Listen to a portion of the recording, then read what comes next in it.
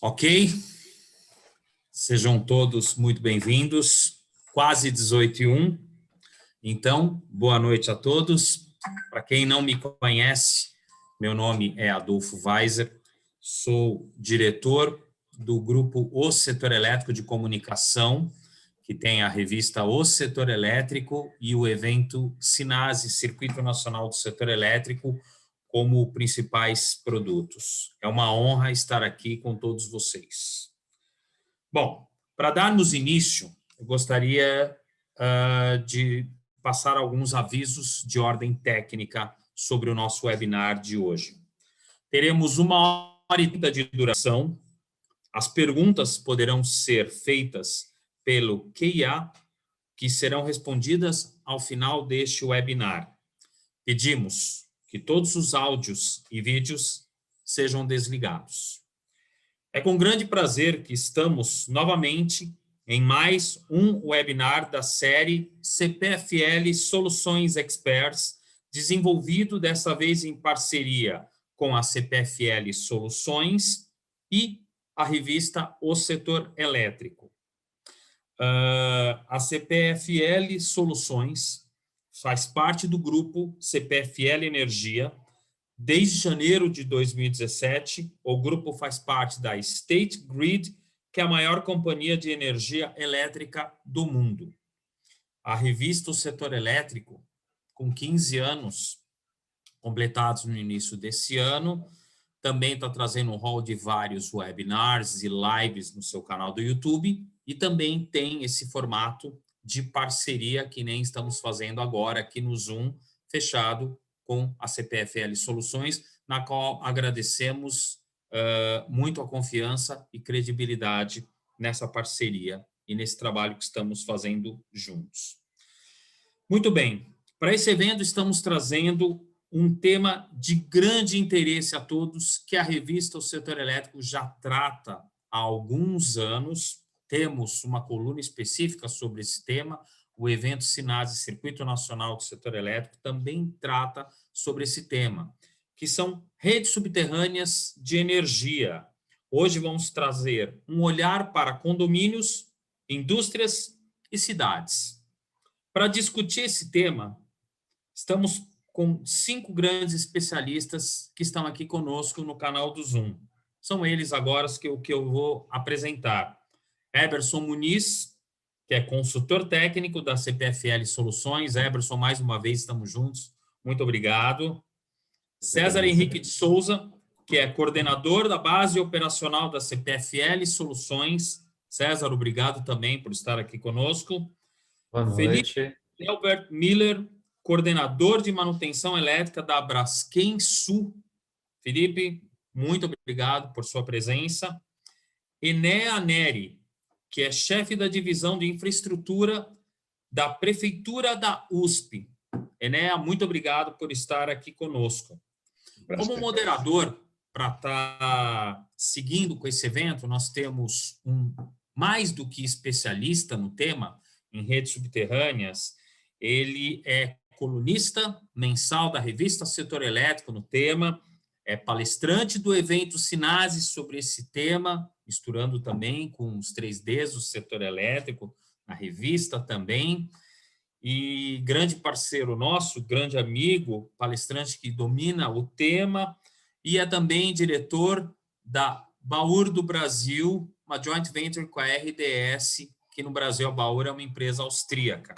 Daniel Bento, engenheiro eletricista, que vai estar tocando com vocês todo esse webinar. Eu vou ficando por aqui nesse momento, agradeço mais uma vez a confiança, a credibilidade, espero que todos aproveitem, tem aí um grande tema para ser tratado hoje, e eu passo nesse momento a palavra para o Daniel Bento. Daniel, é com você, obrigado a todos por enquanto. Boa noite, sejam muito bem-vindos. Muito obrigado, Adolfo, muito obrigado à CPFL Soluções pelo convite de vir aqui falar de um tema, que é um tema que eu dediquei aí quase a minha vida toda, a minha vida profissional toda, sobre ele. Então, eu fico muito feliz de ter fóruns assim para a gente poder discutir, poder aprender e trocar experiências sobre rede subterrânea. Então, estou muito feliz, obrigado a você que está aí prestigiando a gente. De coração, eu espero que você saia melhor do que você está com relação a redes subterrâneas. Temos aqui gente com muita competência, com muita experiência em rede subterrânea, cada um no seu setor, mas isso eu entendo que é o legal, é o que dá o tchan para a gente aprender um pouco mais e desenvolver isso melhor no nosso país. Preparei aqui uma apresentação rápida. Vamos ver se dá certo. Aqui.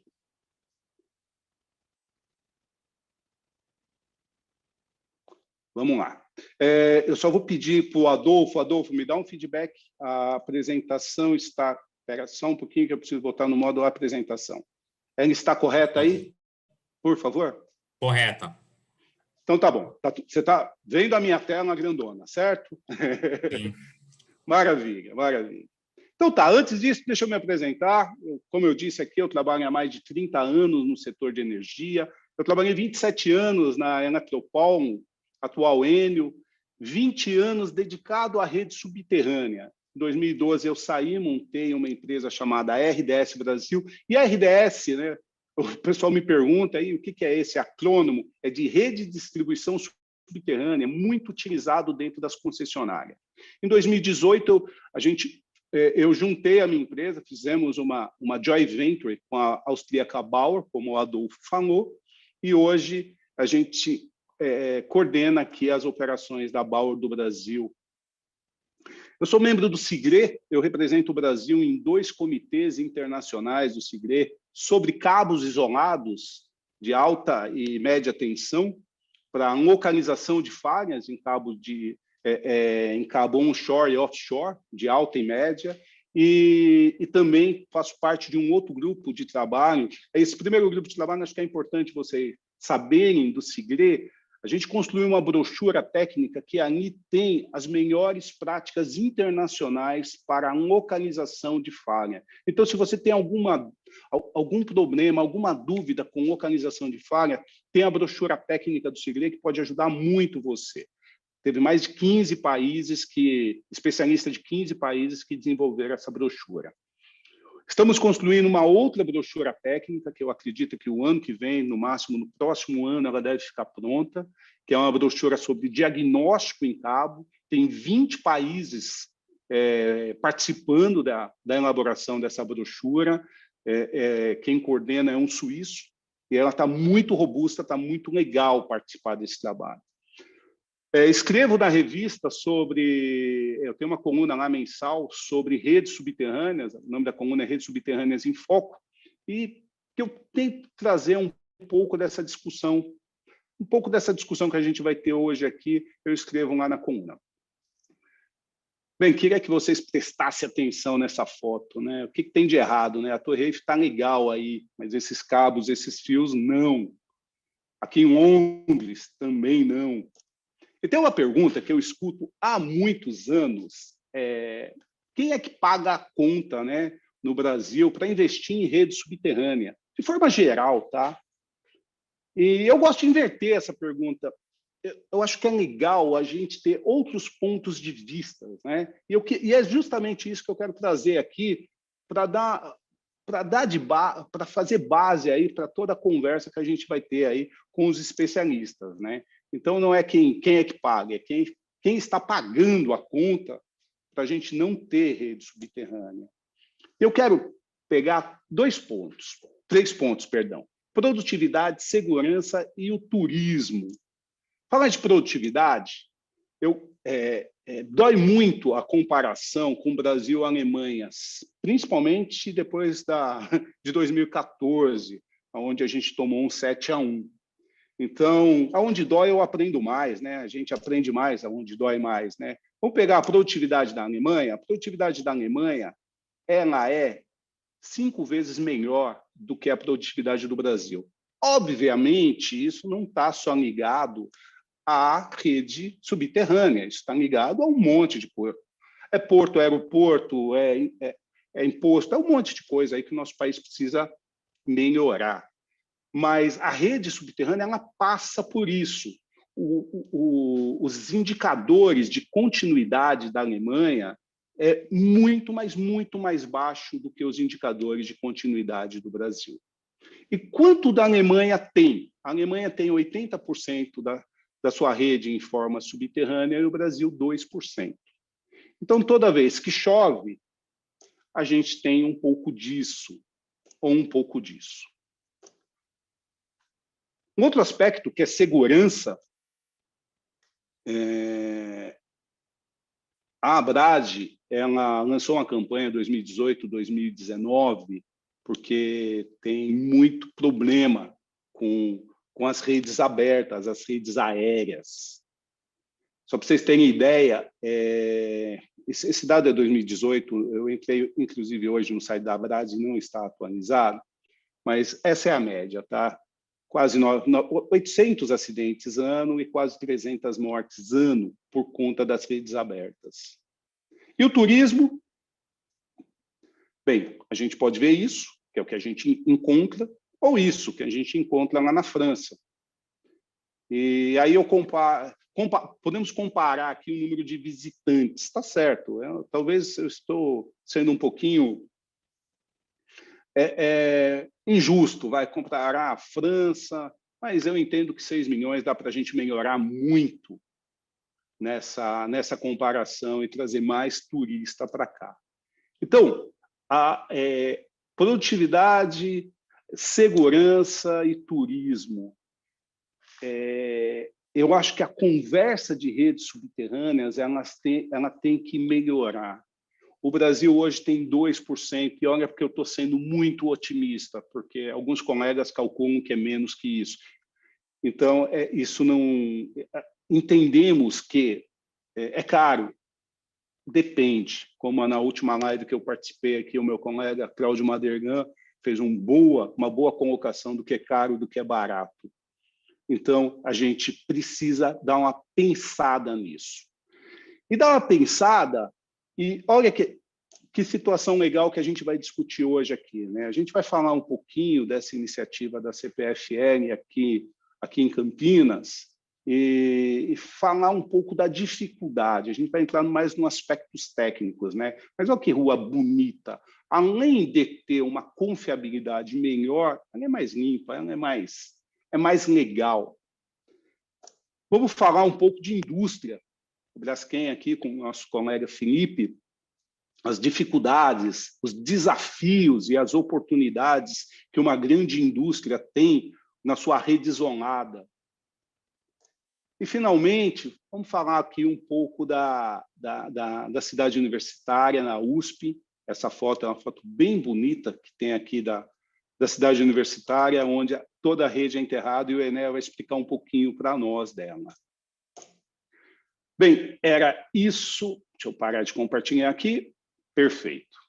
Era isso que eu gostaria de colocar, ou seja, temos bastante oportunidade, a segurança é muito importante, a confiabilidade é muito importante, e, obviamente, acaba ficando mais bela, porque você some.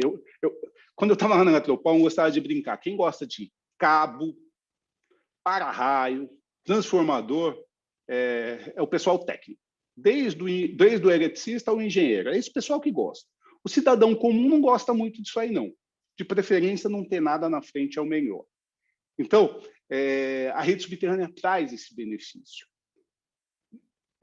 Nesse aspecto, a gente trouxe especialistas para a gente conversar sobre isso. Eu já quero, de cara, falar aqui com o Eberson. Eberson, eu sei que a CPFL Soluções, ela não é soluções só no nome, ela tem várias soluções, então é uma empresa muito robusta.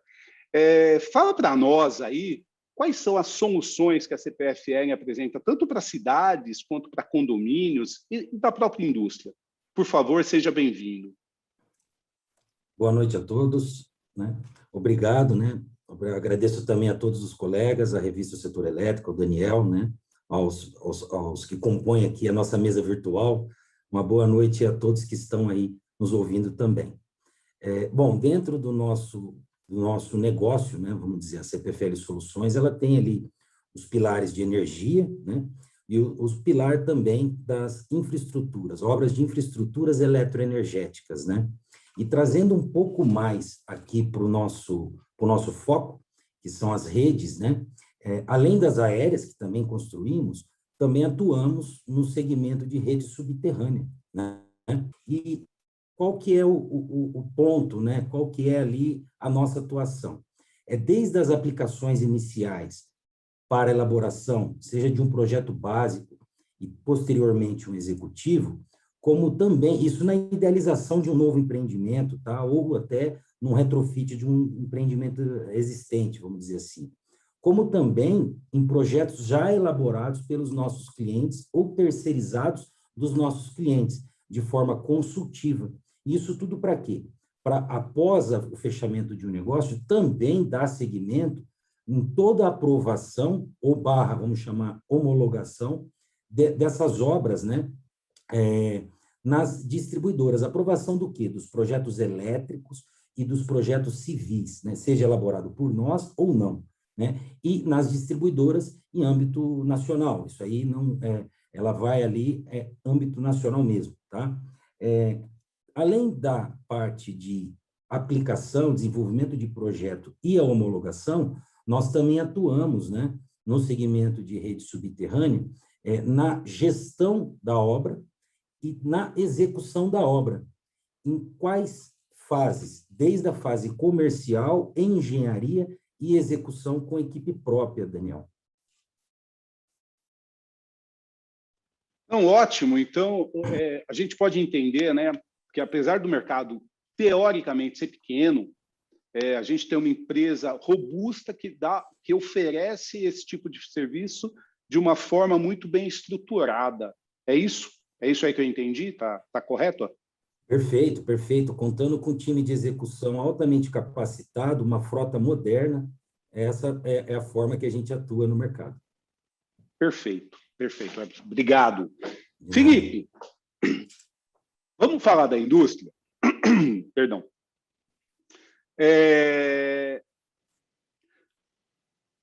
Qual que é a estratégia de manutenção? Antes disso, né? Eu sei que a Braskem, para quem não está tão acostumado, fazendo um pequeno view aí para quem está acompanhando a gente, existe principalmente clientes A2, o A3 também, tá? O A2 é acima de 69, se eu não me engano, que são aqueles clientes que recebem uma alta tensão, ele abaixa internamente e distribui. Então, ele recebe 69, 138 e assim vai.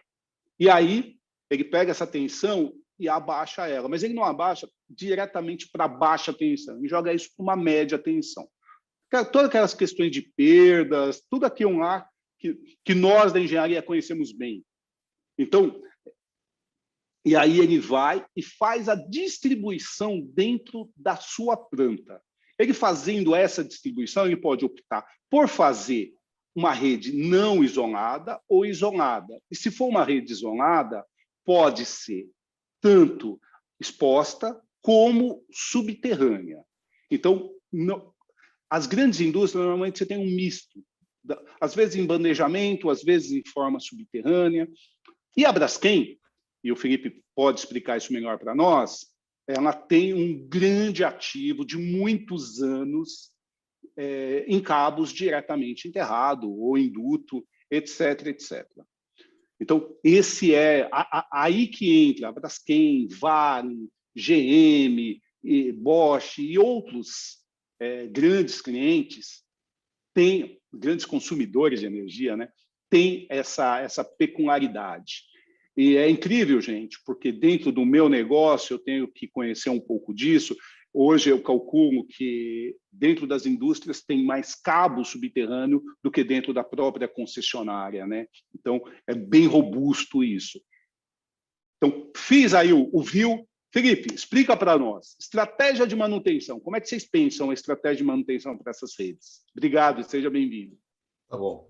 Obrigado, Daniel. Boa noite a todos, né? Queria agradecer aqui mais uma vez a oportunidade de estar aqui compartilhando o conhecimento que a gente tem, né? E é dessa forma que a gente tem mais oportunidade de aprender.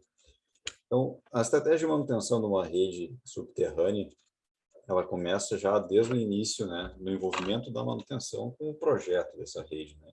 Precisa prever, na etapa de projeto, como você vai fazer a manutenção, como você vai acessar esses pontos para fazer as medições.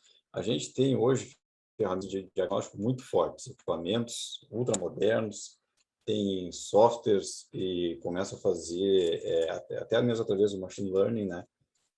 Toda a gestão de vida útil do seu alimentador subterrâneo, desde que você consiga efetivamente acessar esse cara lá e medir. Então, na etapa de projeto, são prever isso, não consegue de forma alguma manter, né?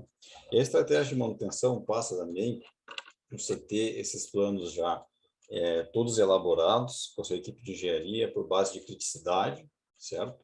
Onde, embora a gente tenha aqui na Braskem Sul em torno de 140 quilômetros de cabos subterrâneos, né, em função das nossas plantas serem distribuídos ao longo do complexo, nem todos têm a mesma criticidade, né?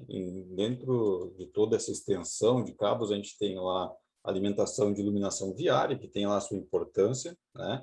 Como tem também a alimentação do processo produtivo, que tem uma importância muito maior, tanto do ponto de vista de segurança de processo, quanto econômico, né? Então, você não pode tratar isso tudo da mesma forma. Então, essa questão de priorização e criticidade também é muito importante, né? Então, essas duas premissas concatenadas, o projeto já com a visão de manutenção e você distribuir por criticidade são os principais pontos da nossa estratégia de manutenção. Daí. E aí, junto com isso, você aplicar as ferramentas sempre que são topo de linha do mercado, não só a ferramenta do ponto de vista de máquina, né, como as normas mais modernas, né? A gente não tem na norma brasileira, aí você como especialista aí corrija se eu estiver errado, né, uma estratégia de manutenção adequada para os cabos mais modernos que a gente tem, né, com isolação polimérica, onde fazer um high pot, por exemplo, descer é uma coisa que acaba danificando o cabo ao invés de te dar uma vida útil, né? Então, você olhar para fora, procurar internacionalmente as normas mais adequadas, seja com brochuras do CIGRE, como do STACH, ou mesmo outros guias internacionais, né? É o que a gente está fazendo aí para tentar chegar, estender a vida útil dos nossos cabos da melhor maneira. Entendi. Ok, você busca, mas principalmente para evitar a falha, né? Porque tem uma lenda aí que cabo não falha, né? Mas falha, não, filho? Falha e assim, não vai ser segunda-feira de manhã, né? Vai falhar Não. no meio de um feriado e a rede subterrânea, ela tem várias vantagens, como tu mesmo já trouxeste, né?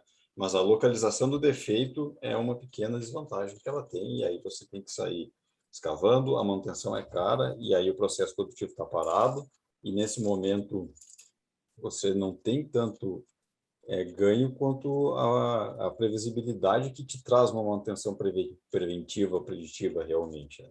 Então, se esperar falhar, não é a melhor estratégia. E vai falhar. Você acaba assumindo mais o seu papel de gestor. Você não deixa aquela coisa... Não, história a gente vai lá e arruma. Com manutenção centrada em confiabilidade, você tem que acompanhar isso, porque a rede subterrânea é da ordem de 20 vezes mais confiável do que uma rede aérea. Só que quando falha, se a gente jogasse isso dentro das concessionárias, a gente falaria que o DEC, o FEC da rede subterrânea, a frequência é muito baixa, mas a duração é alta. Então, você trabalhando na preventiva, preditiva, você tem uma grande vantagem. É isso aí. Na indústria a gente tem, não trabalha tanto com DEC-FEC, mas sim com MTBF e MTTR, né? Tempo entre falhas, certo? E o tempo de reparo para retornar, né? Então, com certeza, essa informação aí é o MTTR, né? O tempo de reparo de uma rede subterrânea é muito maior, dependendo do seu tipo de instalação, se ela é multiaterrada, se tem muitos outros alimentadores passando próximos uns aos outros, a localização é muito difícil. Então, ok. Então, trabalhar na preventiva, preditiva, é o que o gestor de uma rede dessa, se você puder dar uma dica para quem está assistindo a gente, seria a melhor ferramenta aí. Não achar que não vai falhar, né? E assim, use seus dados, né? Você vai e faz uma medição, você tem uma foto daquele momento. A partir do momento que você tem esse processo sistematizado, onde tu vais várias vezes lá e faz um acompanhamento ao longo do tempo desse ativo, né, desse cabo, consegue predizer com melhor precisão. Então, use os dados que você tem, volte lá, estabeleça um plano uma rotina de medição com base em tempo no primeiro momento. Então, com base na condição, você pode trabalhar em estender esses prazos e diminuir o custo de manutenção, né? Mas não ficar esperando acontecer, que vai ser muito pior. Perfeito, meu amigo, perfeito. César, vamos falar um pouco de condomínio? No Brasil, né, se eu não me engano, nos anos 70, começo dos anos 80, começou a se instituir aqui no Brasil grandes condomínios residenciais. Esses condomínios normalmente de alto padrão. Se eu não me engano também, o primeiro foi aqui em Itu. Aqui em Itu, porque eu estou em Itu. E foi feito um grande condomínio residencial da forma subterrânea, toda a parte da distribuição de energia dentro desse condomínio. Isso se tornou uma tendência, nos outros anos, esses condomínios aumentaram, né, uma questão de segurança, aquelas coisas lá que o nosso país ele acaba aumentando uma demanda, principalmente a questão de segurança. E isso é uma realidade não só aqui na área de concessão da CPFL, mas é uma realidade do Brasil hoje você ter condomínios residenciais de alto, médio padrão, e às vezes o pessoal opta, raramente, não é tão comum, opta por fazer redes subterrâneas. Isso está acontecendo com uma maior frequência, tem alguns empreendedores que já entenderam que isso aí pode ser um bom negócio. Queria que você falasse para nós aí quais são as vantagens disso. O que você tem para dizer aí para nós aí como grande conhecedor desse tema?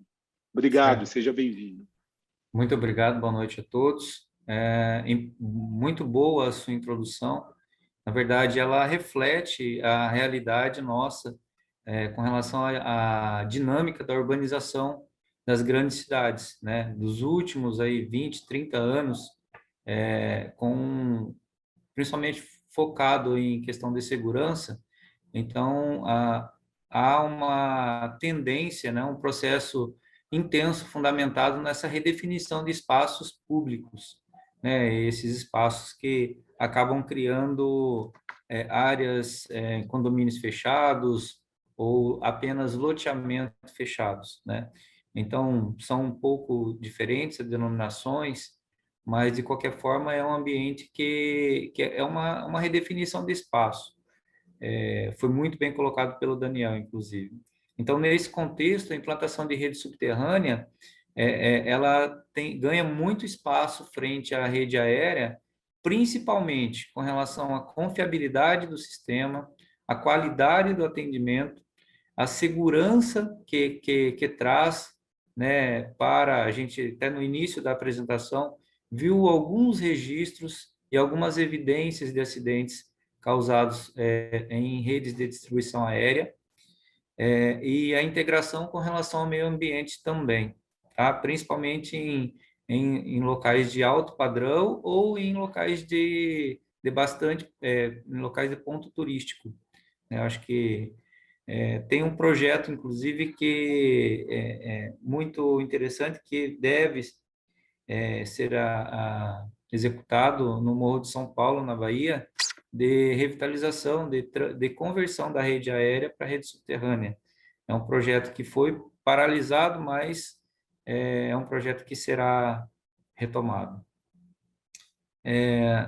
Acompanhando essa tendência, a CPFL Soluções ela tem realizado ao longo desses últimos 15 anos diversos contratos dessa natureza, né?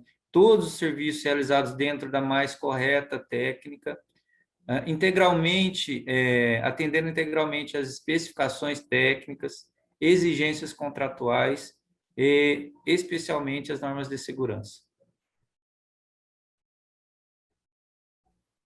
Perfeito. A gente aumenta a nossa confiabilidade, a CPFL Soluções ela tem essa especialidade. Se eu não me engano, já há muitos anos que a CPFL Soluções ela oferece isso para o mercado de uma forma sistêmica. Então, muito legal, muito legal. Você entende que a gente vai ficar ainda somente em condomínios de alto padrão? Ou você entende que isso aí pode se expandir para condomínios de médio padrão? A início, vamos dizer, em 2004, até, se eu não me engano, 2008, por aí, nós tínhamos, dentro da normatização, cabos de cobre. E isso encarecia demais o investimento em empreendimentos desse tipo. A partir disso, passou-se a cabos de alumínio, o que nos deu uma condição de uma viabilidade financeira de um projeto maior. O que eu vejo muito acontecer é uma criação de um projeto misto entre rede subterrânea e rede aérea. De fato, que se privilegia as áreas de maior interesse em relação principalmente em relação a condomínios. Entendi. Existem alguns modelos híbridos que você faz isso, né? Você vem com a rede aérea, passa ela para a rede subterrânea. Tem um modelo na França, que eu conheci há alguns anos atrás, que é bem interessante também, que você tem um quiosque, então você vem com a rede aérea de média tensão, alimenta esse quiosque, e aí toda a parte secundária é feita de rede subterrânea, né? Então, a questão é o quanto você quer ela enterrada e o quanto aí vai sair mais caro. Mas dá para a gente trabalhar com alguma coisa mista. É isso aí, né, César? Essa é a sua visão também? Dá para fazer, e hoje a gente enxerga que, assim, de modo muito não refinado, mas os números retratam que uma rede aérea, uma rede subterrânea, o investimento dela é em torno de no mínimo de 4 a 5 vezes o valor de uma rede aérea convencional.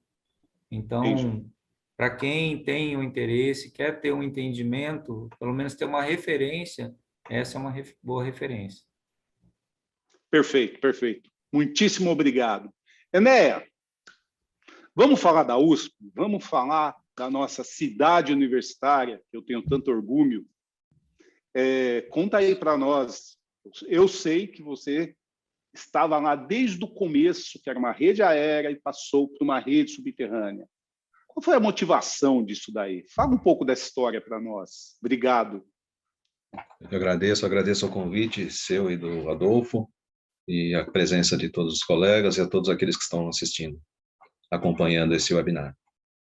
Eu queria colocar primeiro, Daniel, com relação a uns números da universidade relativo ao nosso campus aqui de São Paulo, ao qual eu sou responsável pela manutenção da infraestrutura. A Universidade de São Paulo tem em torno de 3,5 milhões de metros quadrados. Tem 33 mil árvores e tem uma média de 100 árvores que caem por ano. Queda natural ou queda por algum intempérie, por tempestade, alguma coisa assim. Nós temos 60 quilômetros de malha viária, 23 unidades de ensino, outras 27 unidades administrativas, e temos 30 quilômetros de rede subterrânea, 109 cabines primárias, 58 pad mounted instalados e 98 postos de inspeção da rede subterrânea. Então, o que motivou a universidade, num certo momento, a mudar o seu sistema de distribuição? O sistema de distribuição existente até os anos 90, até o final dos anos 90, era uma rede aérea administrada pela concessionária. E com essa quantidade de árvores e quedas que a gente tem, tinha muito problema, muitas interrupções causadas por isso. Nós chegamos ao ponto, em meados dos anos 90, mais especificamente final de 98, de 94 para 95, 80 interrupções entre outubro de 94 e abril de 95. Foram 80 horas de interrupção de energia, uma média de 2 horas por interrupção. Média, né? Teve casos maiores ou menores. Isso causou um questionamento por parte, principalmente, dos professores e pesquisadores, que geralmente são pessoas que viajam muito, viajam o mundo, né? Estão sempre em outras universidades da Europa, dos Estados Unidos, Japão, e que lá isso não... nos diziam que isso não acontecia, né? Isso era uma raridade acontecer uma falta de energia ou que durasse tanto tempo. Então, o que aconteceu? A universidade, alguns professores da Poli, da Escola Politécnica, do Instituto de Eletrotécnica e Energia, nós, engenheiros da prefeitura, e também alguns profissionais das concessionárias de São Paulo, a CPFL, a Eletropaulo, na época, a CESP, que tinham um centro de excelência em distribuição de energia, né, com relação à distribuição de energia, alocado ali no IEE, eles começaram a formar um grupo para estudar o que poderia ser feito para minimizar esses problemas na universidade. E aí levantaram vários modelos, né, como poderiam ser feitas essas melhorias. Isso acabou gerando um projeto, um estudo, onde existiam vários modelos, né, e alguns deles poderiam ser adotados, que seria o híbrido, como falou o César, você mesmo falou, só que futuramente esses híbridos iam continuar a dar problema com relação à questão arbórea, né? E aí se decidiu por um modelo totalmente subterrâneo. O que acontecia? A universidade ela é muito voltada à pesquisa, né? Pesquisas principalmente afetada na área médica e biomédica, onde nós temos milhares de freezers instalados aqui no campus. Um desligamento, uma interrupção desse porte causava danos irreparáveis, perdia-se muitos experimentos, né? Muito tempo de pesquisa perdido, às vezes de anos, que tinham que ser recomeçadas do início. Então, isso gerou realmente um descontentamento e uma decisão de se fazer alguma coisa. Trabalhando nesse sentido, uma rede subterrânea, constatou-se que uma rede subterrânea no modelo convencional utilizada pela concessionária à época chegaria em torno de 21 milhões de dólares. E aí você tomando como parâmetro redes já existentes em outros locais, nos Estados Unidos, na Europa, que eram redes onde o cabo é diretamente enterrado, né? E você poderia também usar equipamentos como o pad mounted, que é um equipamento importante para uma rede subterrânea, e que não envolve um esquema de segurança tão grande como um transformador qualquer, chegamos à conclusão de que poderíamos fazer uma rede num valor aproximadamente de 5 milhões e meio de dólares, bem abaixo do valor de uma rede convencional. Mas isso era uma dificuldade para a universidade, era como que ela iria bancar essa rede. A de 21 milhões, impossível. A de 5 milhões também era uma dificuldade para a universidade poder bancar, angariar recursos para isso. Então, como esse era um sistema novo, inovador, não existente ainda no Brasil, naquela época, optou-se, então, discutir e optou-se por fazer isso como um projeto de pesquisa. E o que isso ajudou? Ajudou na forma que parte dele poderia ser feito através de um órgão de fomento que nós temos aqui em São Paulo, que é a FAPESP, que é o fomento para a pesquisa. Então, parte do contrato da coisa poderia ser feito através disso, na compra de materiais e equipamentos, importação de equipamentos, compra de cabos, né? E a parte de infraestrutura, a parte civil, que geralmente é até mais cara que a parte elétrica, né? A parte de equipamentos, foi feito pela universidade, através de licitações e projetos próprios da universidade. E a instalação também foi feita com recursos da própria universidade, com acompanhamento da prefeitura do campus. Basicamente, seria isso, e essa foi a motivação maior para podermos colocar essa rede subterrânea no ar desde 1999. Muito legal, obrigado por compartilhar a história. Eu conhecia partes dela, fragmentos dela, mas não conhecia a história toda. Muito bacana. Eu não sabia que o Centro de Excelência, que era formado pelas concessionárias da época, eu participei um pouco disso, muito pouco, queria ter participado mais, teve uma participação nessa conversão de rede. Muito bacana. Maravilha, obrigado. Vamos lá, César. Eu sei que vamos voltar agora. Deixa eu aqui, beleza. Eu sei que a CPFL ela fez um projeto muito legal em Campinas. Perdão.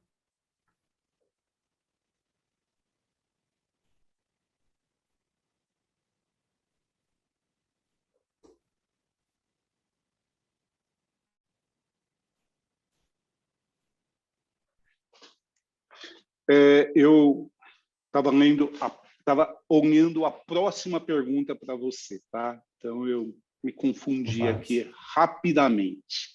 Eu queria falar contigo sobre quais são os principais clientes que atende e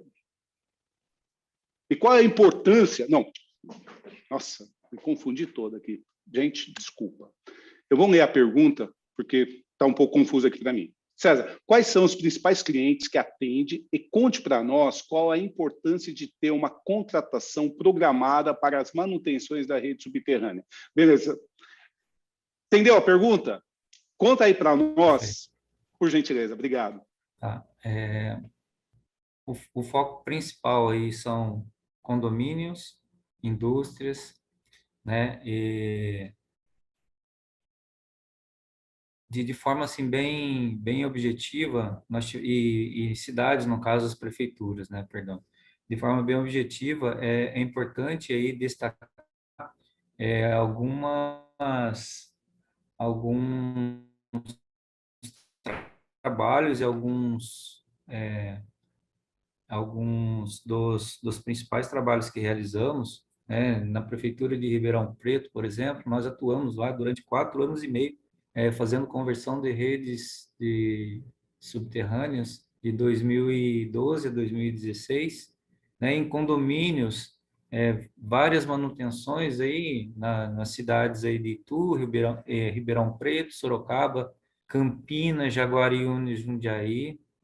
Nas indústrias aí, tanto indústria quanto distribuidoras, em substituição de alimentadores aí durante 6 anos para a CPFL Piratininga, na Baixada de Santos, JBS, Raiz em Bonfim, Montbelez 2014, rede completa, toda subterrânea, tanto infraestrutura quanto instalações elétricas. Copersucar em Santos de 2016 a 2017. Então, assim, é bem variado, tanto de... Eu estou citando aqui os de maior relevância, né? Mas deixando claro que cidades, tem a cidade de Campinas também, é um projeto grande que nós fizemos, que a posterior nós falaremos. E, assim, só para fechar a questão da vantagem da contratação para manutenção de redes. Pura e simplesmente confiabilidade do sistema elétrico. Que são importantes, mas que são medições e que estão... Mas o objetivo é manter a confiabilidade do sistema elétrico. Entendi. Legal, eu quase adiantei a pergunta que você também quis responder, né? Legal, Quase já César. foi. Quase. Já foi. Quase a gente já foi. A próxima pergunta, não saem daí, a gente vai falar sobre Francisco Glicério em Campinas. Mas antes disso, eu quero falar com o Felipe. Felipe, estratégia e benefício. O porquê que a Braskem adota o modelo, quer adotar o modelo de rede isolada, rede subterrânea. Conta aí para nós da implementação. Fala aí um pouquinho disso para nós. Na sua apresentação ali, trouxesse vários motivos, né? A gente na indústria não tem nada da questão estética. Isso não é uma preocupação. Agora, as outras todas, sim. A questão do acidente dentro da indústria ela também acontece. A questão do vandalismo dentro da indústria, embora seja fechado, o ambiente tenha menos penetração de pessoas, ela também acontece. No parque industrial tem muita movimentação de pessoas, equipes de manutenção, máquinas, né? Então, toda a rede que ela é subterrânea, ela tem muito mais confiabilidade em relação a isso. E esse é o ponto. A confiabilidade do processo produtivo é a principal vantagem que uma rede subterrânea isolada traz. Embora o custo, como já foi abordado aqui, o custo de instalação é maior, isso se paga no longo prazo. Praticamente sem nenhum evento, né, de falha, a não ser alguma coisa realmente... Para você ter uma ideia, o índice de falha maior que a gente tem é alguma questão externa, né? Por exemplo, você vai fazer uma escavação e aí o projeto não estava bem definido, a marcação, e você acaba com a escavadora lá pescando o cabo, né? Então, a falha do alimentador elétrico subterrâneo isolado por year out, né? Por tempo de uso, por realmente um defeito, ela é muito menor. O principal ponto, e aí o que a gente busca maior, é a confiabilidade, Daniel. Principal vantagem. Confiabilidade. E há algum estudo aí que você vê a interrupção, o custo da parada, o setup da máquina? Vocês fazem alguma coisa nesse sentido? Sim, você olha isso? Sim. Toda a gestão de confiabilidade da Braskem ela é baseada, né, em número, né? Tem um setor de empresa específico para fazer isso, né? Então, veja que o tipo de processo produtivo que a gente tem aqui, né, uma planta petroquímica, quando ela tem uma interrupção, geralmente uma interrupção, do ponto de vista da eletricidade, né, ela se resolve em segundos, né? Você liga um autoalimentador, está resolvido ali. Mas o processo produtivo, não. Então, você tem toda uma malha lá, sistema de compressão, sistema de fornos e tal, aqui nesse pisca, vamos botar assim, né, nessa interrupção de segundos que aconteceu lá, precisa voltar tudo. E aí, até você alcançar a estabilidade do processo, são dias, quizás semanas, né? Você dá um ciclo desse numa planta de grande porte como é a nossa, você pode ter eventos de segurança muito sérios. Então, a questão da confiabilidade não é só do ponto de vista econômico-financeiro, mas sim de segurança, né, das pessoas também. Entendi. Muito legal. Oi, Né, beleza, você falou aqui, até anotei, olha, 80 horas quando estava na rede aérea, passou para a rede subterrânea, 20, 21, 22 anos que está em rede subterrânea, 20 anos, né? Não, um pouquinho mais. Como é que foi aí esse período aí? Muitas falhas? Conta aí para nós da manutenção preventiva, preditiva e corretiva, se teve. Uma coisa interessante que aconteceu quando a gente implementou essa rede, que era fora dos padrões da concessionária, nós tivemos que assumir a manutenção da rede, pois a concessionária não iria nos atender nessa configuração. Aí a manutenção se tornou própria com o pessoal próprio da USP, né, da prefeitura. E a manutenção que a gente fez, conseguiu fazer durante esse período, que era uma manutenção de limpeza, visualização, medição de temperatura nos componentes da rede, né, a gente conseguiu manter ela funcionando sem falha nenhuma da rede, né, propriamente dita, né, porque a gente tem condições de falhas dentro de uma cabine que vai afetar a rede, tem condições de falha num cabo ramal de entrada que também pode afetar a rede, mas a rede propriamente dita, a gente só teve alguma falha em 2012. Foi a primeira falha. De 1999 até 2011, nós não tivemos nenhuma falha na rede propriamente dita. E essa falha foi uma falha aparentemente após a localização, foi uma falha de instalação, onde machucou o cabo de alguma forma, como era uma rede diretamente enterrada, o cabo na instalação acaba sendo um pouco arrastado, houve alguma situação que afetou a capa do cabo e acabou, com o tempo, entrando em colapso, né? Então, nós tivemos, em 2012, um caso, e acho que em 2007, aproximadamente, um outro caso. E para a localização desse defeito é que é o grande problema, como já foi dito aí. A configuração da nossa rede arquitetônica é assim, que você localize qual o trecho que está o problema, e para isso nós temos vários detectores de defeitos instalados na rede, onde ele vai mostrar onde aconteceu o curto, a partir de onde aconteceu o curto, a falha, a gente consegue localizar o trecho. Localizando o trecho, a gente consegue isolar e realimentar todas as cargas normalmente.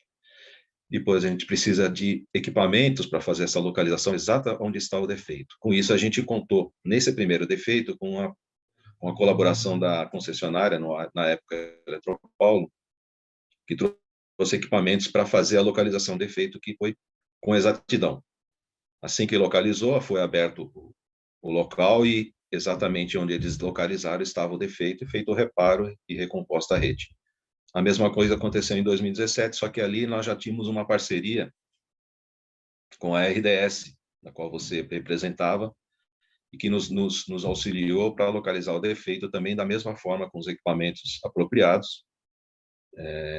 Conseguimos localizar o defeito exatamente onde estava, fizemos o reparo e voltou a funcionar.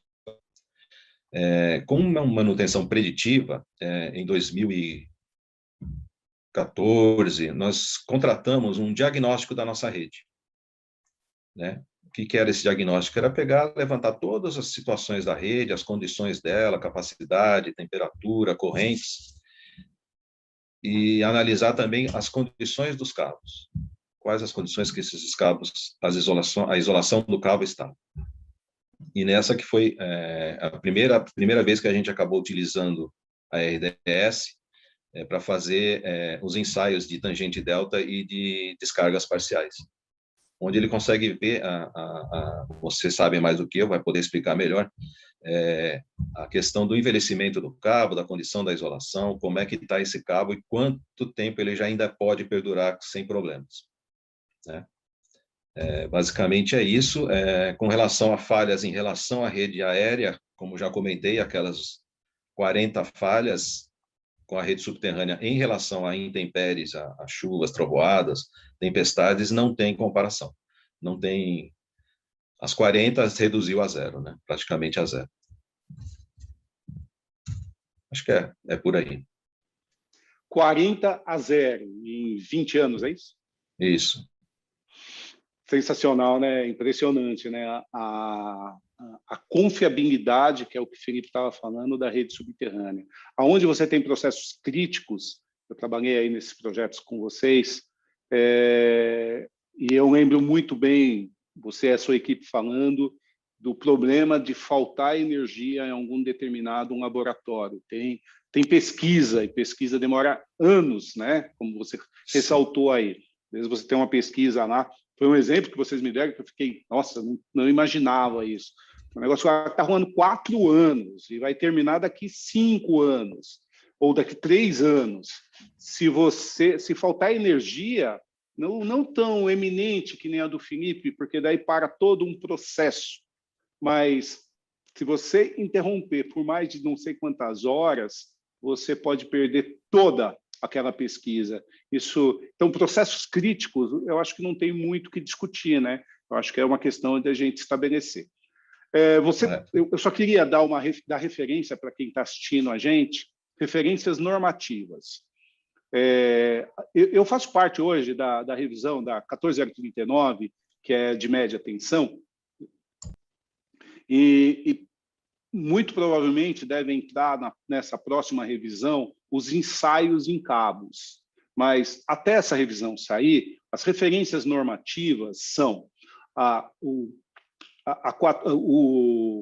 IEEE, vamos falar do IEEE, que é o melhor, a IEC tem, mas a IEC ela é muito en passant, ela trata de uma forma uma linha só. O IEEE não, o IEEE ele tem um conjunto de normas para tratar isso.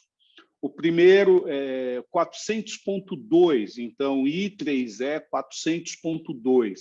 Pode anotar, depois você procura aí. Lá, você estabelece um ensaio de tensão aplicada em VLF, Very Low Frequency, ou seja, uma frequência muito baixa. Por quê? Porque ensaio de high-pot DC, high-potar cabo, aquela coisa que quem é da área conhece bem, isso você estraga o cabo. Polímeros não admite isso. Há uma polarização nele. Para um lado, para o outro, você polariza. Então, o guia do IEEE 400.2 é a referência normativa hoje mundial para se fazer esse ensaio. E ali você consegue também fazer um ensaio de tangente delta. Esse defeito que você falou é um ensaio de capa. Se tivesse feito na época do lançamento do cabo, a primeira falha, Enéia, que vocês tiveram, se tivesse feito esse ensaio de capa no lançamento, você ia pegar ele, pegava, consertava, porque pode acontecer, né? Você está lançando cabo, está lançando 30 quilômetros de cabo, às vezes acontece. E aí, para que serve o ensaio de comissionamento? Justamente para você mapear isso e não ter um problema no futuro. Vai demorar? Vai, mas ele vai acontecer. E não é para acontecer rápido. A outra referência normativa que eu gostaria de compartilhar com vocês é sobre descarga parciais.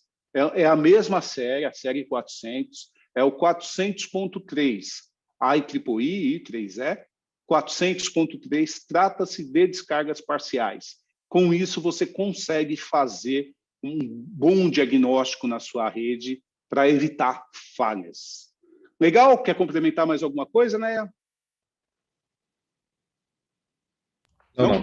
Não, é isso aí mesmo. Obrigado. Tá bom. Vamos lá. Everton, me diz uma coisa. CPFL, qual é o conselho que a CPFL Soluções dá para quem quer implementar uma rede subterrânea de energia? Bom, vamos lá, né? Primeiramente, precisa entender aí a questão da confiabilidade, que a gente já comentou, a questão arquitetônica, né? E também procurar empresas capacitadas e especializadas que adote, né, na íntegra as normas técnicas e padrões das distribuidoras durante a elaboração dos projetos e não só nesse momento, durante também a construção das redes subterrâneas, né? Seja nas cidades, na indústria ou em condomínios e loteamentos, né? Isso é fundamental. E por que é fundamental? Para assegurar as condições técnicas das instalações elétricas e civis, né? A adequada qualidade no fornecimento de energia e nos níveis de segurança, né? Compatível com as necessidades operacionais das redes da distribuidora. E por que isso? Porque existem penalizações envolvidas em tudo isso, né? O projeto tem que garantir essa operação confiável, né? E, principalmente, o porquê de se escolher uma empresa capacitada e especializada e com experiência, desde o projeto à execução, é garantir a segurança das pessoas. E, para nós, isso é o nosso maior valor. Então, é muito importante essa dica. Tá ok?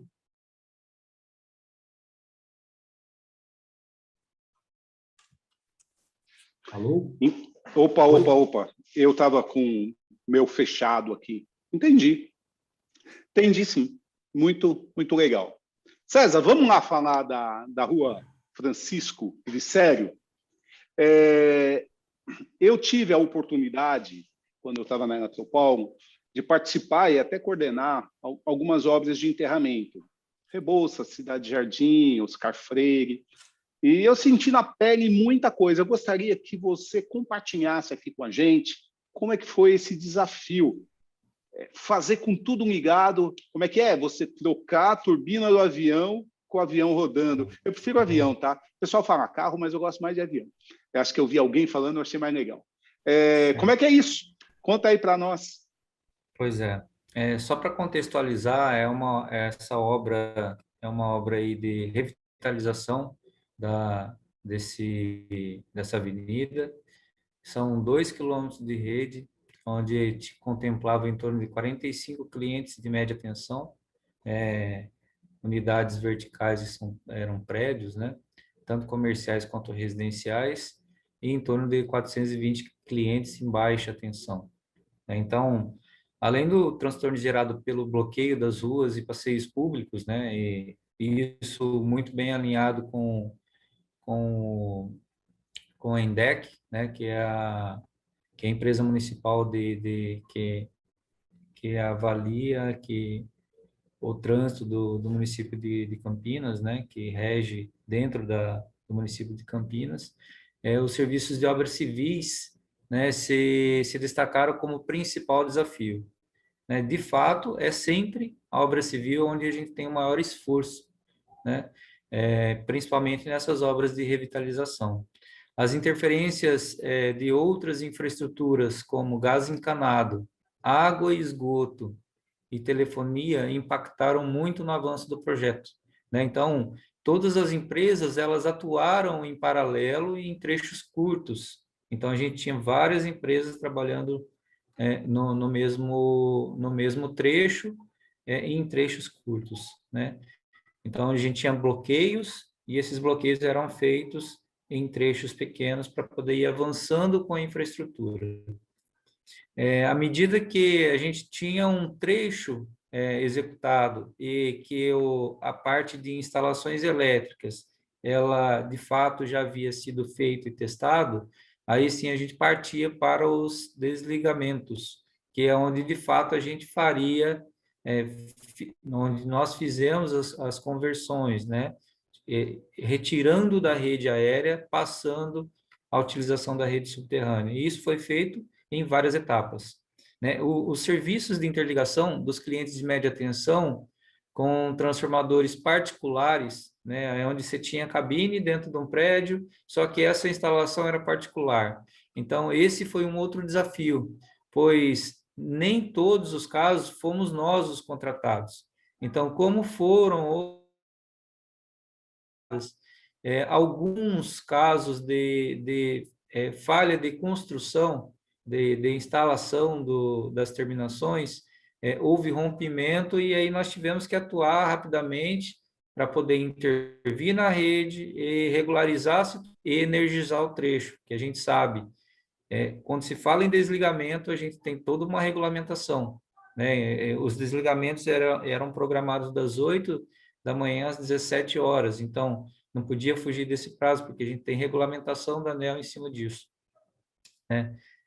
Importante desse projeto, é um projeto que foi executado sem apresentar qualquer tipo de falha do serviço que nós executamos, né? E sem ocorrer qualquer tipo de evento acidental. Então, foi executado com qualidade, foi executado com segurança e foi executado de maneira muito eficiente, inclusive corrigindo problemas de terceiros. Não, legal. Você estava falando aqui, eu estava lembrando que quando a gente estava fazendo a conversão da Avenida 9 de Julho, em São Paulo, o Mauro Kamimura trabalhava comigo. Se estiver assistindo a gente, um abraço para ele. Estava lá responsável por esse trecho, do jeito que você falou mesmo, esse trecho. Então, a gente energizou a rede, o trecho da rede subterrânea, e foi fazendo tombo, tirando da rede aérea.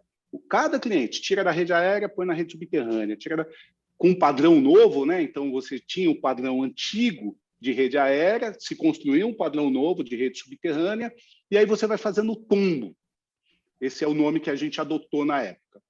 Aí o que aconteceu? Legal, terminamos aquele trecho, mas tinha uma falha de cadastro. Bem, tantos clientes, pode acontecer uma falha de cadastro, né? Mas olha que situação. Olha que cortou a rede aérea para poder tirar os postes, uma residência de esquina ficou sem energia, porque o cadastro mostrava que ela era de frente da 9 de Julho, não, mostrava que ela vinha de lado a alimentação vinha de lado, mas, na verdade, vinha de frente, estava naquele circuito. Probleminha de cadastro, normal, tantos milhões de clientes, aí acontece. O único problema é que era o Amaury Júnior, né? Ele foi lá conversar lá com o Áureo, lá. Imagina a situação, a gente desligou a casa dele, mas conseguiu restabelecer rapidamente. Mas ele foi extremamente gentleman, não teve nenhum problema. Mas é engraçado, né? Na hora, tanta gente para ficar sem, aí você põe lá um comunicador que ainda uma para divulgação, né? Mas ele foi muito gente boa com a gente lá e conseguiu. Maravilha, muito legal. Não é fácil, né? A gente pode entender isso, né, César? Não é fácil, mas é perfeitamente execuível. É isso? Exatamente isso. E sempre buscando as premissas, né? Segurança, qualidade e entrega com produtividade para todas as partes. Esse eu acho que é um dos nossos maiores, como gestor, é um dos maiores desafios, né? É você ganhar produtividade, ganhar rapidez, mas não negligenciar nunca a segurança, porque o produto que a gente mexe é um produto muito perigoso. Se errar, a consequência é muito grande. Então, parabéns aí que conseguiu fazer. É um grande desafio e sem acidente, sem nada, e conseguir aí energizar e a rede está ligada. Então, parabéns aí para a CPFL. E não tem nenhum tipo de evento posterior, né? Então, eu falo do evento posterior, nenhuma falha da construção do que nós fizemos. E aí eu vou citar também a da cidade de Ribeirão Preto, que foi feita há bastante tempo atrás também, que não tem nenhum tipo de evento. Então, só para reforçar a qualidade do nosso trabalho. Não, legal, parabéns, show de bola. Eberson, me diz aí, as concessionárias, elas trabalham em cima de normas, bem regulamentadas. Por que é importante seguir essas normas? Eu vou engatar já a segunda pergunta.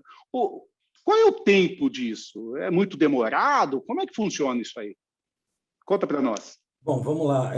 Um pouco em linha com o que eu comentei na anterior, né?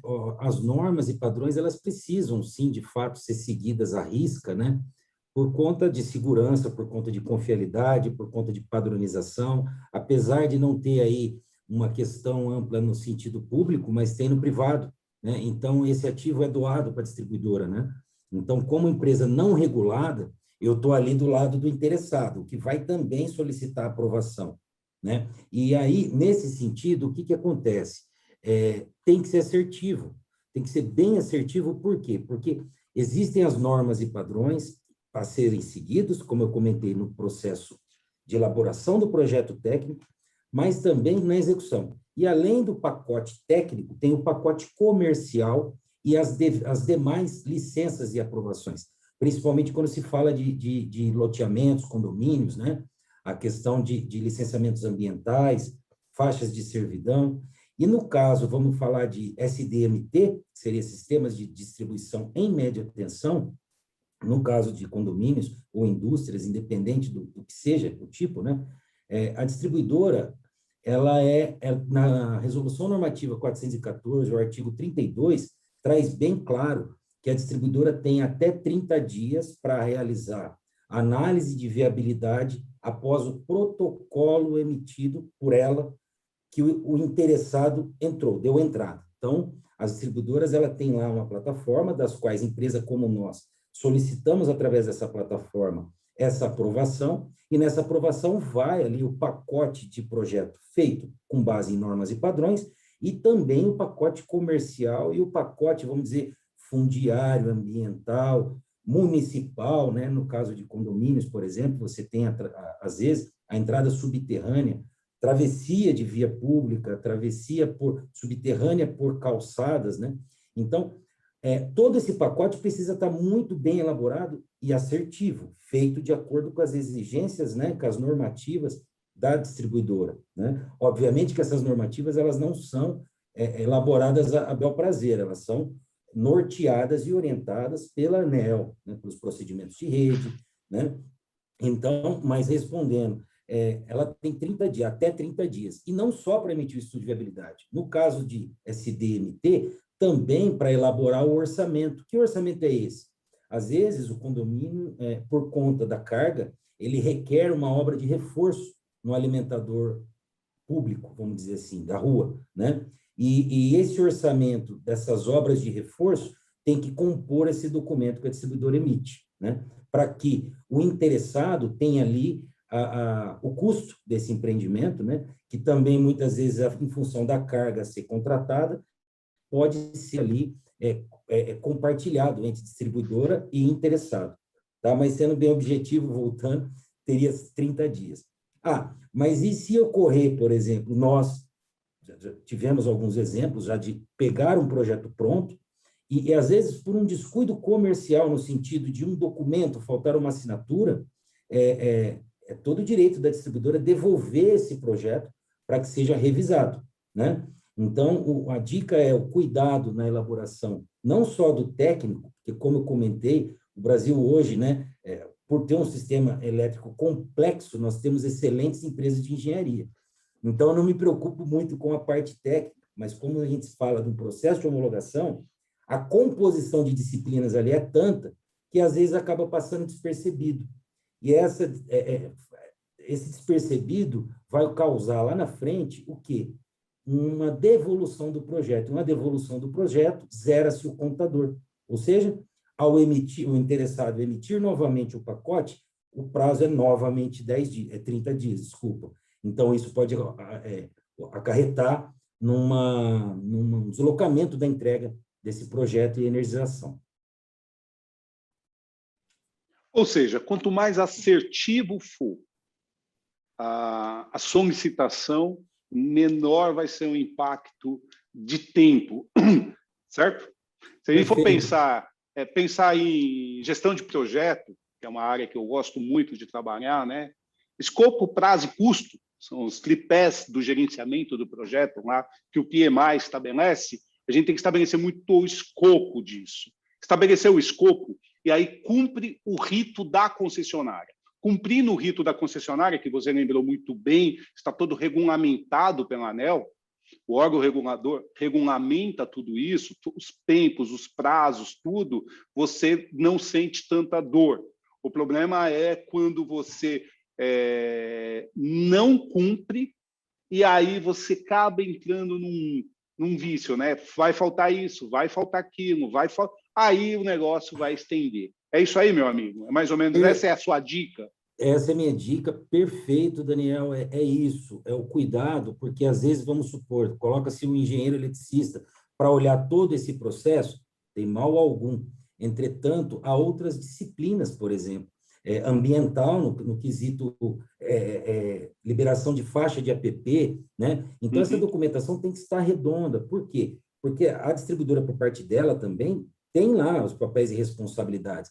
Então, se o engenheiro eletricista, que tem o CREA ali, né, para poder protocolar isso, não emitir um dos documentos que não compete à disciplina dele, vai ser reprovado, né? Por que isso? Porque o pacote não está completo, né? Então, essa é a dica, verificar a documentação, né?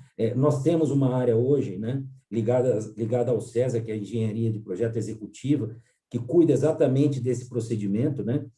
Então, a gente tem ali um cuidado redobrado, mas quando nós pegamos o projeto pronto, aí a gente triplica esse cuidado. Por quê? Porque são documentos que não compõem a nossa elaboração e o nosso projeto executivo, porém, compõem o processo. E o que vale para nós, como interessado também, vale aqui para alguns dos ouvintes nossos, né? Com certeza, tem várias empresas aqui. Então, essas são as dicas, né? Para evitar os famosos rebotes, vamos dizer assim, e com isso, o deslocamento da entrega da aprovação do projeto. E o que é importante é que a gente oferece todos os serviços relacionados de forma completa da linha de rede subterrânea. Ou seja, a CPFL tem todo o interesse que isso seja viabilizado. Ou seja, ela não cria, que a gente fala no mercado, né? Ela não cria dificuldade para vender facilidade.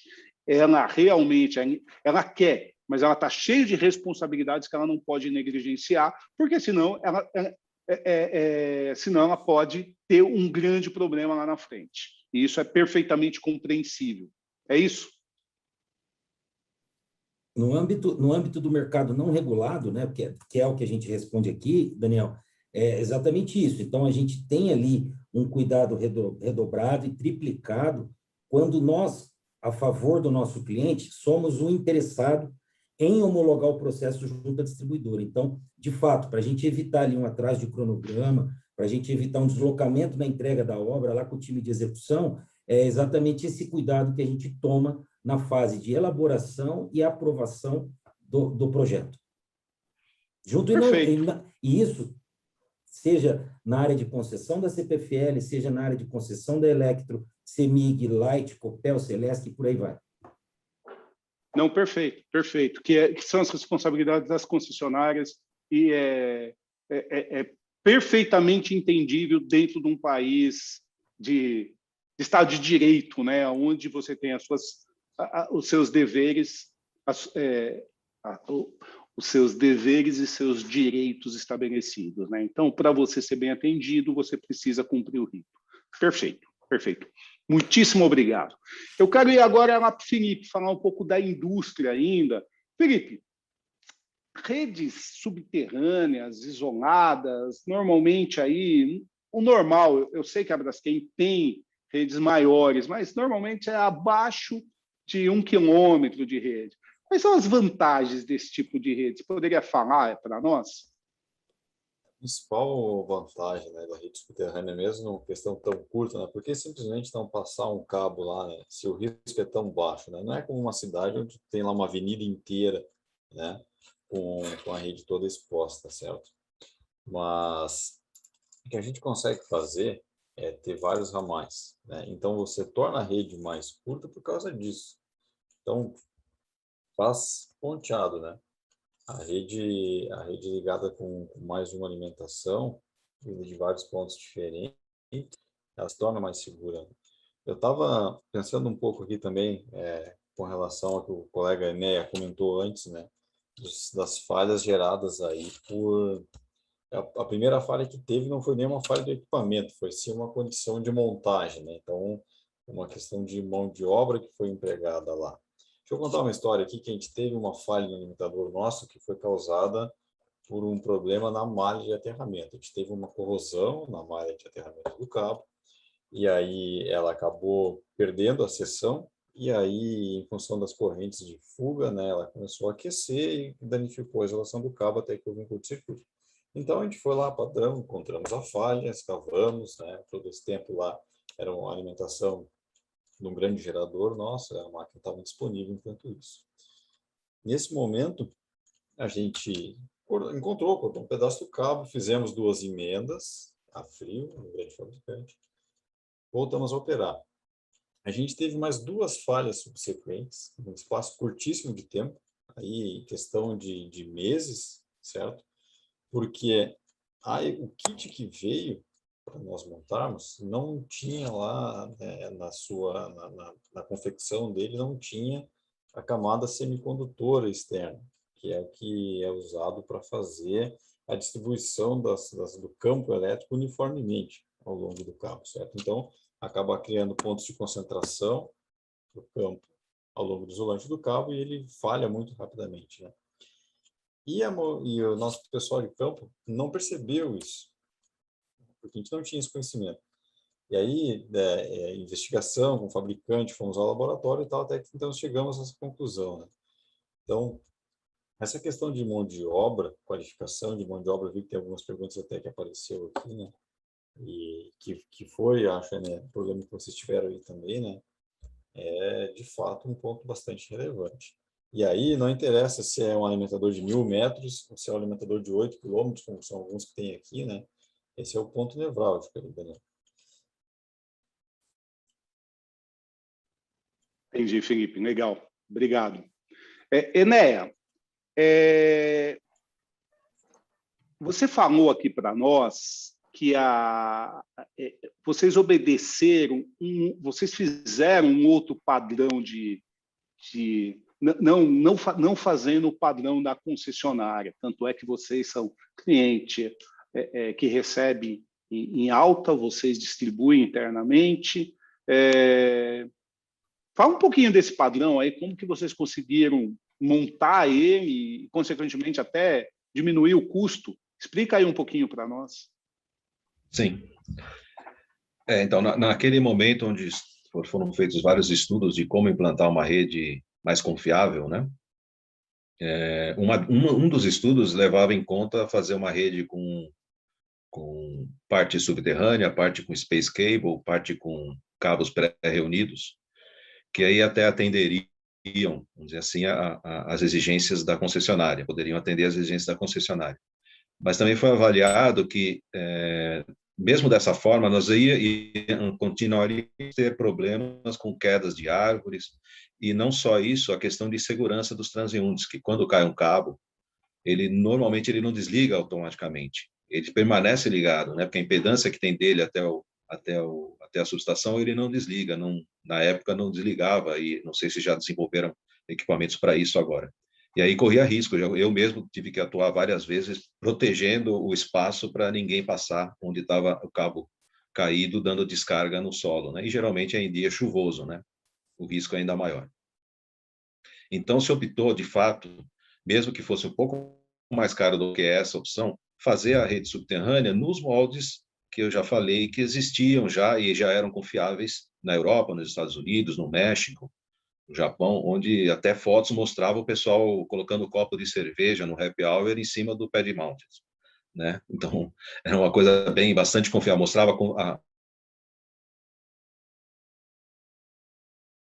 a confiabilidade do que foi optado, e a nossa rede é uma rede em anel, com vala de 1,20 m, onde o cabo foi,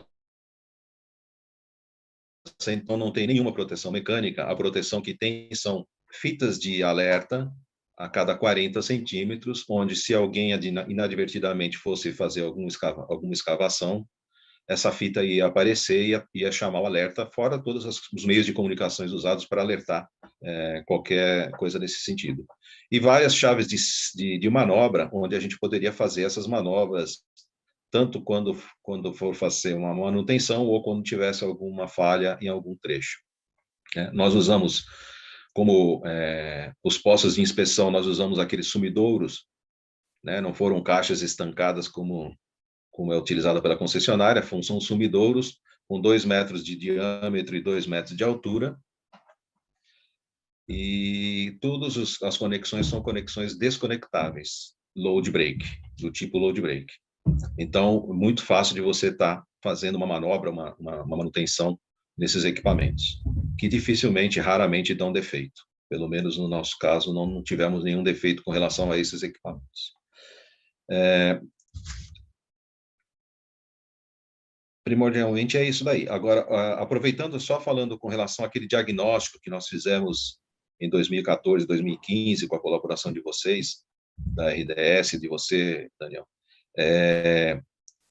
aproveitamos aquele diagnóstico para ver quais as necessidades de melhoria, de confiabilidade, de eficiência da rede, e aí gerou um novo projeto, com ampliação da rede, com novos circuitos, e com automatização das chaves de manobra, com monitoramento de toda a rede, né, utilizando detetores de defeitos que iam, através de um programa e através de um estudo de falhas, como fazer as manobras, e isso tudo automaticamente seria feito através de um programa, de um software, que iria identificar onde estaria a falha, e aí, a partir daí, fazer as manobras imediatamente, já isolando o defeito e diminuindo, no máximo, qualquer tipo de interrupção, tempo de interrupção das outras áreas.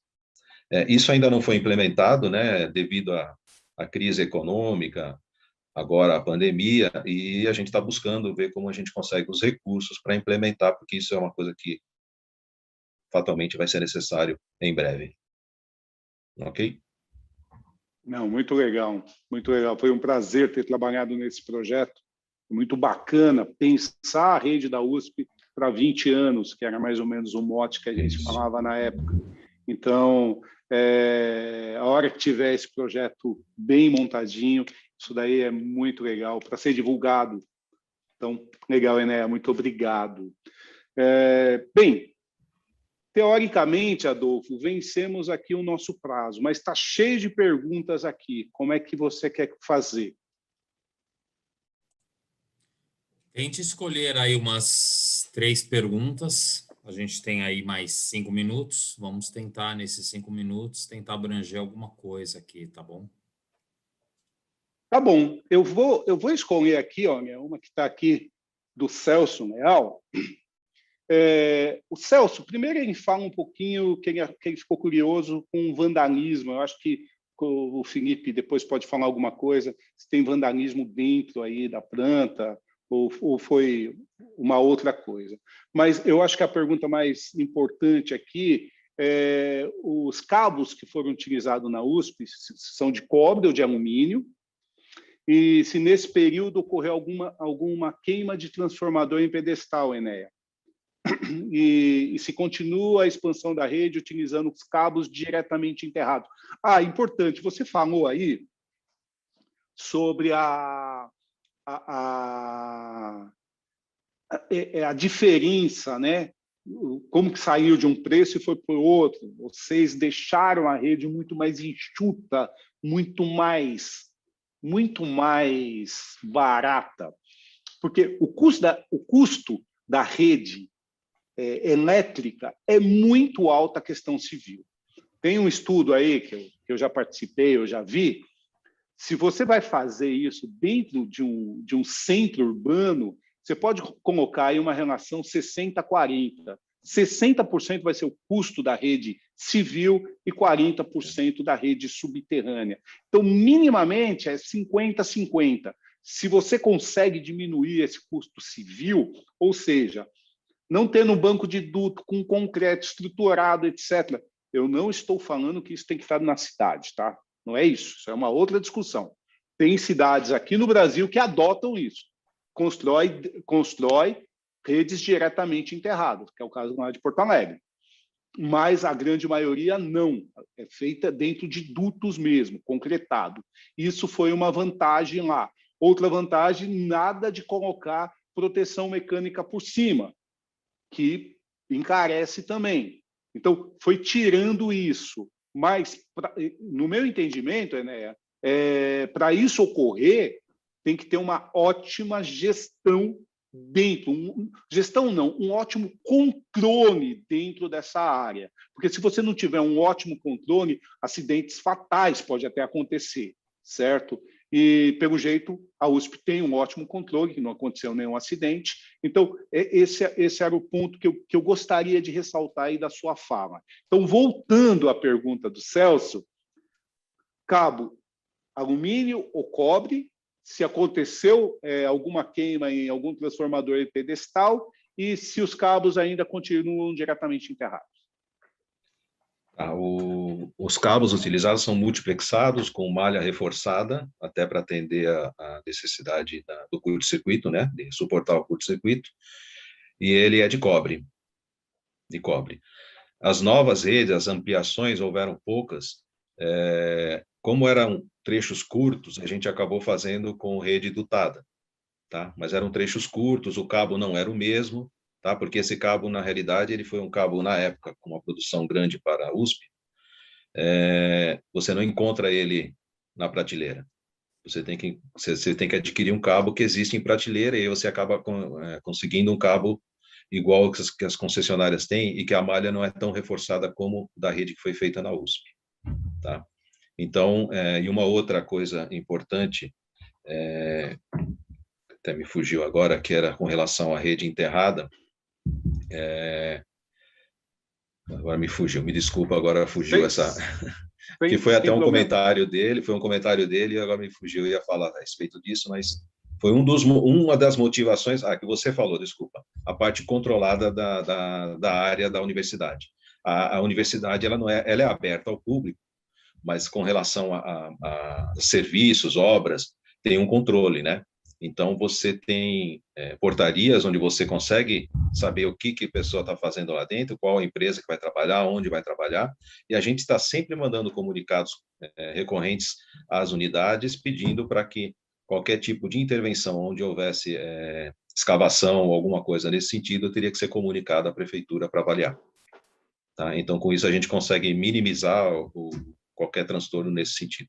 A gente não consegue zerar, tá? Sinceramente, não consegue zerar, mas minimiza bastante. Até foi feita a pergunta, e o Enéas, eu acho que ia responder.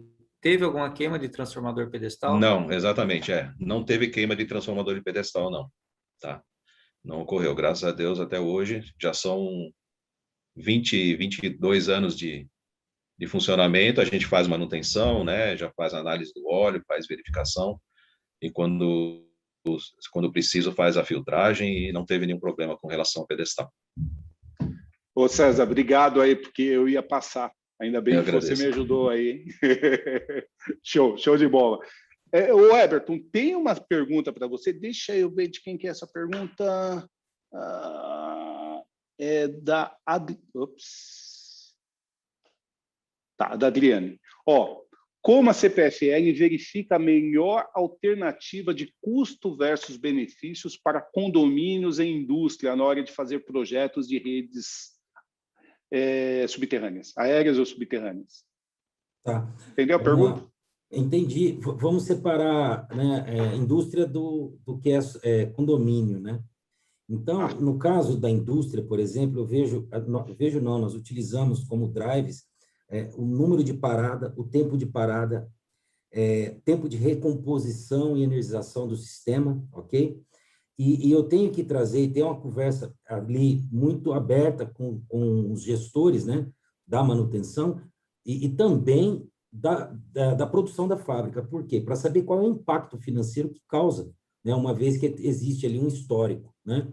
E com base nesses drives, a gente elabora um estudo de viabilidade econômica que justifica o investimento ou não.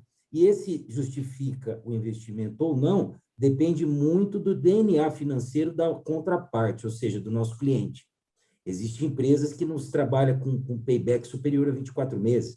Existem empresas que trabalham com 36, né? Então, por isso que quando se fala em viabilizar a rede, é um trabalho que tem que ser feito de mão dupla.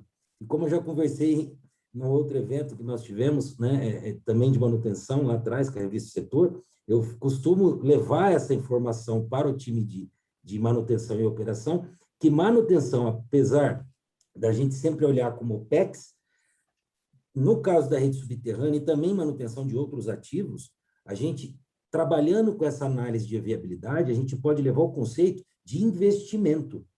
E aí você tira aquela nuvem cinza de que o OIM é algo que só dá gasto, né? Então, a gente traz aqui projetos que viabilizam quando faz essa metodologia e troca-se ali a rede aérea pela subterrânea. Mas é importante ter essa visibilidade da contraparte quanto ao tempo de retorno esperado. Tá? Já na questão dos condomínios, né, o que eu trago aqui? A valorização imobiliária ela é inquestionável. Tá? Ela é inquestionável. Quando você comentou lá atrás sobre o AAA, né? Hoje eu falo para você que tem condomínios aqui já da classe CB, né? Colocando por quê? Porque o próprio empreendedor do loteamento ele já enxerga aquilo como uma valorização, né? A exemplo de um condomínio esses dias, anunciou 10 dias, estava vendido, todas as unidades. Todas as unidades, uma rede subterrânea com uma entrada muito bem feita, acabou, ficou lindo. E aí, o que ele ganha além disso? Ele ganha espaço de paisagismo, ok? Então, você está num ambiente arborizado, um ambiente clean, isso é inquestionável para o convívio, né? Para a qualidade de vida. Então, são benefícios mais qualitativos quando se fala em visibilidade arquitetônica e paisagismo, porém, existem os quantitativos, que é a valorização imobiliária. Tá bom? Perfeito. Eu estava vendo se eu estava no mudo ou não. Perfeito. Essa questão de valorizar e você valorizar a questão ambiental é muito mais legal do que, como eu falei, né? Quem gosta de poste e transformador não é o cidadão normal, não é a pessoa normal, né? Excelente, excelente. Adolfo, tem mais espaço? Eu só tenho algumas coisas que eu posso já responder algumas coisas aqui, olha. O Duster, ele fala com relação a explosões de cabo. Eu tenho um livro, o Duster, que é CEP, você digita aí no Google aí, e eu fiz todo o cálculo para falar de explosões em câmeras transformadoras, tá? O quanto qual que é a energia que faz aí esses bueiros voar, essa coisa toda aí. Eu acho que você pode dar uma olhada nele lá. Mas, explicando rapidamente, isso daí está muito relacionado com a corrente de curto-circuito do secundário. E isso tem a ver muito com o tipo de sistema. Sistema reticulado subterrâneo, sistema network, que é o melhor sistema, o sistema mais confiável do mundo. Esse sistema, essa é a vantagem. A desvantagem é que, como você tem vários transformadores com secundários ligados, você aumenta muito a corrente de curto-circuito. E se acontecer algumas coisas, você tem uma bomba ali e explode. É só digitar no Google aí, cidade de Nova York, como é que é, São Paulo, Rio de Janeiro, isso acontece. Tem várias formas de você evitar isso. Aqui em São Paulo, quando a gente estava lá, introduzimos válvula de alívio de pressão, e hoje, que eu sei, eles estão fazendo um trabalho muito legal de monitorar tudo isso online. Então, vantagens e desvantagens. Essa rede que a gente está conversando aqui, que é a rede da USP, a rede de condomínio, a rede da indústria, essa daí tem uma baixa corrente de curto-circuito. Ou seja, são correntes já no primário, não causa todo esse estrago, desde que você tenha uma proteção bem afinada. Eu espero ter respondido a tua pergunta. Tem uma outra aqui que eu queria palpitar também, que é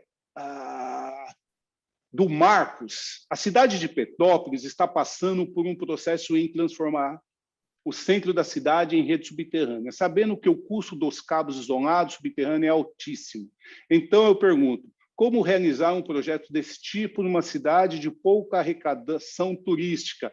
Olha, tem vários modelos que a sua prefeitura lá pode adotar, mas principalmente olhar para o futuro. Você vai querer um monte de poste ou você vai querer uma cidade limpa e bonita? Aí eu acho que é bem por aí. Que mais?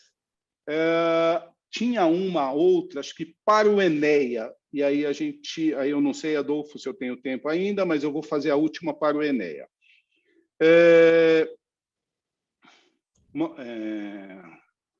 Não sei de quem que é essa pergunta. Eu vou fazer aqui, depois eu dou um nome. Boa noite. Pergunta para o senhor Enéa. Em termos de melhoria de DEC-FEC, né, que é a duração e a frequência, quanto a USP teve após a implementação da sua rede subterrânea? É o Antônio Amaro que pergunta isso. Você entendeu, Enéa, a pergunta? DEC-FEC teve um aumento? Como é que foi isso? Acho que você já respondeu aí, mas fala aí. Praticamente eu já respondi. Na realidade, foi uma melhoria absurda, né, com relação a isso. As ocorrências acontecem, né? Principalmente dentro de cabine, com animais. A gente está numa área muito arborizada, muito mato, e o campus ele permite que tenha muitos animais silvestres. Eles vão procurar um lugar quente, né? Na época do frio, principalmente, vão procurar um lugarzinho quente, e o lugarzinho quente é onde tem um transformador, né? No transformador de pedestal é impossível, porque ele é todo vedado, não tem como. Mas dentro da cabine, ele sempre acha um caminho para chegar até dentro da cabine e causar esses defeitos. Mas são esporádicos e a frequência é baixa. Realmente a gente está trabalhando para minimizar isso, procurando soluções para impedir essa entrada, mas a frequência é bastante baixa. Tá, deixa eu responder para o Amauri aqui, porque senão ele vai acabar me xingando. Ele já fez duas considerações sobre cabines. Deixa eu tentar falar alguma coisa aqui para ele. Eu vou insistir, desculpe, eu vi que você fez uma pergunta, mas não lembro direito. Vamos lá. Como ficam as cabines de transformação, né? E a sua manutenção? Eu entendo que os cabos são importantes, mas é o principal, acho que é isso. O que eu entendo disso, o Enéa pode me ajudar, cabines, você tem toda uma regulamentação para isso. regulamentação, não sei se é o termo correto, mas uma normatização de fazer a manutenção. Por exemplo, você pega um livro do meu amigo Ricardo Gedler, que chama A Cabine Primária, se eu não me engano, que é uma referência no mercado. Ele vai te falar lá tudo o que você tem que fazer para fazer manutenção em cabine. Você vai no Senai aí de Pirituba, tem um curso ótimo lá sobre manutenção em cabine primária. O Enéa pode me ajudar aí. Ou seja, você tem bastante coisa para fazer, mas aí independe, na minha opinião, independe se é aérea ou subterrânea a forma. Manutenção em cabine é manutenção em cabine. Quando a gente fala de subterrânea, ou a gente vai falar de uma cabine que está enterrada, que poderia ser uma câmara transformadora usada em São Paulo, um volt, como eles chamam no Rio de Janeiro, CI também, tem outros nomes aí que vão adotando, mas aí a gente está falando tudo subterrâneo, aí a gente está indo para a NR33, espaço confinado, tem aí outras coisas. Mas a hora que você fala de cabine primária tanto faz.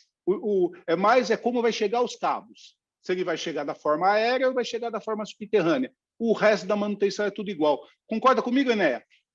Concordo, é isso mesmo. Tem toda uma regra para fazer, toda uma norma para fazer a manutenção e conservar os equipamentos que estão dentro da cabine, né? Perfeito. Bem, eu espero ter respondido a tua pergunta, Mauri. Alguém quer fazer alguma colocação? Viu alguma pergunta que se sente vontade para responder antes de eu passar para o Adolfo, porque depois ele vai falar tchau para todo mundo. Vocês querem falar alguma coisa?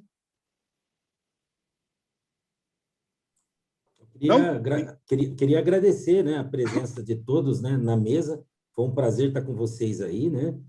Com você, Daniel, com o Enéa, com o Felipe, com o César, com o Adolfo, né? Nos colocar à disposição, né? De repente, vocês podem ter algumas perguntas que queiram que a gente possa distribuir e responder, né, ao longo dessa semana ainda, se julgarem pertinente. A gente se coloca à disposição para isso, tá? E, mais uma vez, muito obrigado em nome da CPFL Soluções. Maravilha, maravilha. Mais alguém? É isso mesmo, eu também queria agradecer o convite e poder compartilhar a experiência, a pouca experiência que a gente tem, mas acho que válida, né? E compartilhar com todos que estão aí acompanhando. Eu que agradeço. Muito obrigado. Obrigado a todos, né? Igualmente, obrigado a todos, aos palestrantes aí que estão conosco e a todos os ouvintes, né, que permaneceram aí com a gente até agora. Da minha parte também agradecer a oportunidade e estamos sempre disponíveis aí para contribuir. Maravilha. Eu agradeço, eu preciso registrar aqui que o Teodoro Pietro fez uma colocação sobre a mão de obra, a escassez de mão de obra em rede subterrânea, é um grande, que gera muitas falhas, o Teodoro, um grande mestre, aí aprendi muito com ele, então, colocar isso, que isso, Senai, outros órgãos podem desenvolver equipes mais preparadas para fazer rede subterrânea. Então, registrar isso, senão o Teodoro fica bravo comigo. E agradecer todo mundo, agradecer os meus colegas painelistas aqui, foi um prazer, uma satisfação, é um tema que eu adoro, como eu falei, essa é a minha vida profissional, de tudo que eu conheço um pouco, se eu conheço um pouquinho de rede subterrânea, então foi uma delícia estar aqui com vocês. Muito obrigado. Adolfo, contigo. Bom, vocês todos já falaram tudo, eu, de minha parte, eu agradeço a credibilidade, a confiança da CPFL Soluções em nos convidar para fazer essa parceria, para estar com vocês nesse webinar, que acho que foi muito interessante, é um evento muito nichado, algumas pessoas estavam aqui, eu conhecia, queria agradecer a Adriane, a equipe da CPFL Soluções, agradeço ao Felipe por ter aceitado o nosso convite, agradeço ao Enéa, ao César e ao Eberson, você, Daniel, por ter moderado com maestria mais um grande webinar aí nesse nosso segmento, e a todos os que estiveram conosco durante essa 1h e 45 minutos aí, tá? De muito aprendizado. Fiquem com Deus, uma boa noite, Agradeço a atenção de vocês mais uma vez. Até a próxima. Obrigado, viu?